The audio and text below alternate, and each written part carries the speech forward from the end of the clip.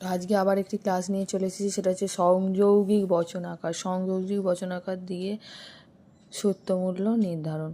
সংযৌগিক বচনাকার কখন বলবো? যখন দুটি সংযোগকে ডট এই চিহ্ন দ্বারা যুক্ত করা হয় তখন সেইটাকে বলা হয় সংযৌগিক বচন।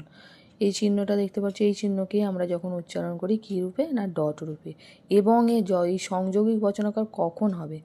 এবং এর পরিবর্তে যদি কোনো বচনে তথাপি, যদি, কিন্তু, যাই হোক, অধিকন্ত ইত্যাদি শব্দগুলো ব্যবহৃত হবে, সেক্ষেত্রে আমরা এই চিহ্ন অর্থাৎ ডট চিহ্নটি ব্যবহৃত হয়। চলো একটি লজিক করে দেখাই তোমাদের। আগেরবারে শিখিয়েছিলাম তোমাদের কিভাবে এটি হবে। দেখো, টি টি এফ এফ, আর এটাকে আমি কী ধরেছিলাম? T F T F. এবার দেখো টি এর নিয়ম কি, এই পি ডট কিউ এর নিয়ম কি? আমাদের যখন টি ডট টি থাকবে অর্থাৎ তখন আমি কি করব? তখন টি করব, অর্থাৎ এটাও সত্য এটাও সত্য, তখন সত্য হবে। এবার দেখো এখানে আছে, এখানে সাজাতে হবে, তাহলে টি ডট টি, তাহলে কী করব বলো? টি হবে। আচ্ছা, এখানে দেখো আর টি ডট টি আছে কিনা, দেখো এখানেও নেই এখানেও নেই এখানেও নেই, তাহলে এই ক্ষেত্রে সব কটাকে আমি কী বসাবো? এফ বসাবো। বুঝতে পারলে? খুব সোজা একটি নিয়ম। তাহলে এক্ষেত্রে বচনাকারটি কী হবে? দেখো, টি এফ এফ এফ, মানে এখানে সত্য আছে মিথ্যা, সত্য মিথ্যা এরকম থাকলে আমি কি বলেছিলাম? বচনটি হবে আপতিক। আপতিক বচন। এটা কী বচন হবে? আপতিক বচন। শত সত্যও নয়, সব কটা যদি সত্য থাকতো, সব কটা টি থাকতো, তখন আমি তাকে বলতাম শত সত্য। সব কটা মিথ্যা থাকলে তখন আমি বলতাম শত মিথ্যা। কিন্তু টি এ মিশিয়ে আছে, বচনটি কী হবে? আপতিক বা অনিশ্চিত। আপতিক বা অনিশ্চিত।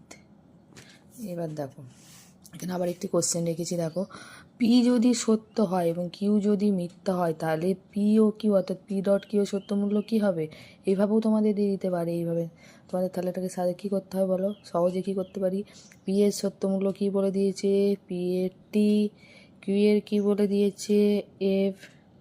পি ডট কিউ, তোমরা এই কোশ্চেন তোমরা গ্র্যাজুয়েশন লেভেলেও পেয়ে যাবে, আমি যেভাবে শেখাচ্ছি। দেখো, পি কিউ, তাহলে পি কি বলেছে?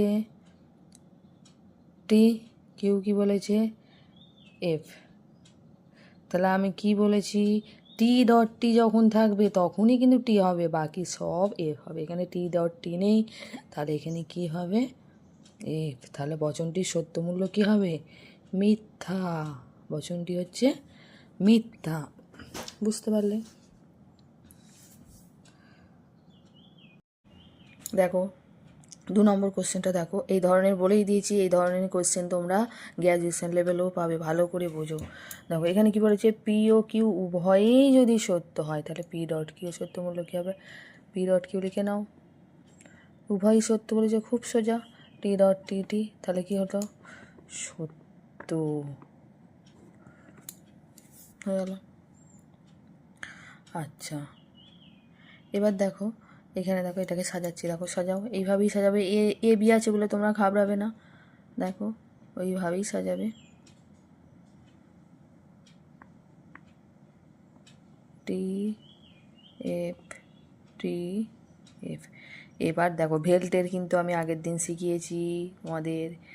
দেখো এফ ভেল্ট, এফ কোথায় আছে? এফ আর কোথাও আছে কিনা দেখে নাও, আর কোথাও নেই, তাহলে সব কটা টি হবে। তারপরে দেখো not available. Available কি বেরিয়েছে? যেগুলো বেরিয়েছে শুধু সেগুলো নট, মানে নট মানে এটাকে বলছি আমরা নট, এটাকে কার্ল বা নট বলা হয়। তাহলে এখানে টি আছে, উল্টোটা হয়ে যাবে, নয়। এফ এফ এফ টি।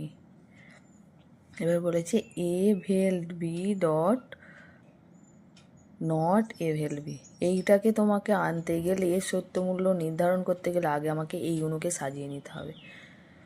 দেখো A vel B dot not A vel B, তাহলে এই ঘরটাকে নেবো আর এই ঘরটাকে নেবো, মাঝখানে শুধু ডট বসাবো। দেখো টি ডট টি কোথাও আছে কিনা দেখো, কোথাও নেই, তাহলে আমি সব কটার ক্ষেত্রে কি বসিয়ে দিতে পারি? এফ বসিয়ে দিতে পারি। তাহলে বচন আকারটি সত্যমূল্য কী হলো, সব কটাই এফ আছে, তাহলে কী হবে শতমিথ্যা। শতমিথ্যা। এই ধরনের ক্লাস যদি তোমরা চাও তাহলে আমি আবার আনবো এই ধরনের ক্লাস। তোমরা ক্লাসটিকে লাইক করে দাও, চ্যানেলটিকে সাবস্ক্রাইব করে দাও। Thank you.